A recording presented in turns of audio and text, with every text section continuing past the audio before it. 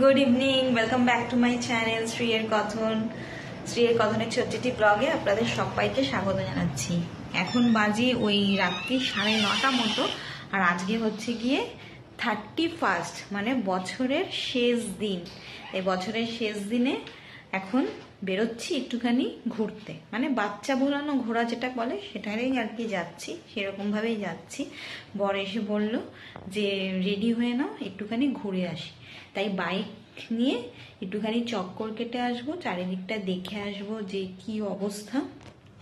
আমি একটা এরকম প্যান্ট, টপ আর একটা সোয়েটার পরে নিচ্ছি। বাড়িতে লোকজন এসেছিল দুদিন আগে, তাই সমস্ত সোয়েটার প্যাক করে ওই ঘরে রেখেছিলাম, নতুন ঘরে রেখেছিলাম। সমস্ত সোয়েটার প্যাক করে ঢুকিয়ে দিয়েছি খাটের মধ্যে, খাটের ডিভানের মধ্যে। তাই যেটা হাতের সামনে পেয়েছি সেটাই পরে নিয়েছি। আর ঘরের অবস্থা শীতকালে মোটেই একদম ভালো লাগে না, জানেন।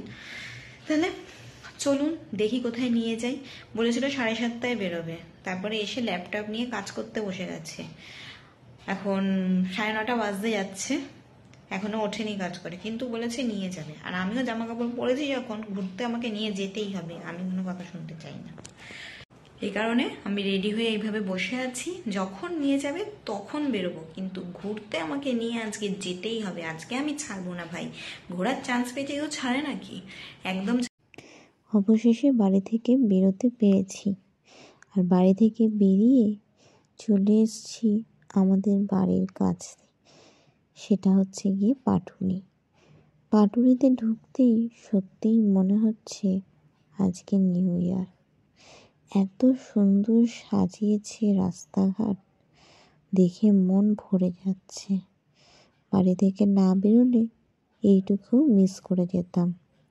পাটুলিতে আমরা ঢুকে পড়েছি, আর সমস্ত রাস্তা, মানে পাটুলি জায়গাটাকে এত সুন্দর সাজিয়েছে, পার্ক স্ট্রিটকেও যেন মনে হচ্ছে হার মানিয়ে দিয়েছে। তবে পাটুলির যে ফুটপাত, সেখানে হাঁটার একদমই জায়গা নেই। মানুষজন অনবরত হেঁটে চলেছে। আমরা বাইক থেকেই পাটুলির এই সৌন্দর্যটাকে উপভোগ করলাম, করে পুরো পাটুলিটা বাইকে করেই ঘুরে নিলাম। অবশ্য পাটুলি অনেকবার এসছি, ওই জন্য আর হাঁটার অত দরকার মনে করলাম না।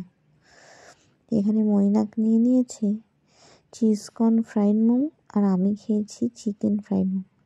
তবে দোকানগুলোর সামনে একদম দাঁড়ানোর জায়গা নেই। দোকানের সামনেও লোক পুরো ভিড়ে ঠিক ঠিক করছে। আর এই দেখুন, 31st নাইট কে এনজয় করতে বেরিয়ে গেছে। তারপর আমরা আবার খাওয়া দাওয়া করে একটা সুন্দর গলি দিয়ে, বেশ বেশি লোকজনও নেই আর গাড়ি ঘোড়াও নেই, অথচ রাস্তাটা খুব সুন্দর করে সাজানো, এমন একটা গলি দিয়ে বাইক নিয়ে চলে এলাম।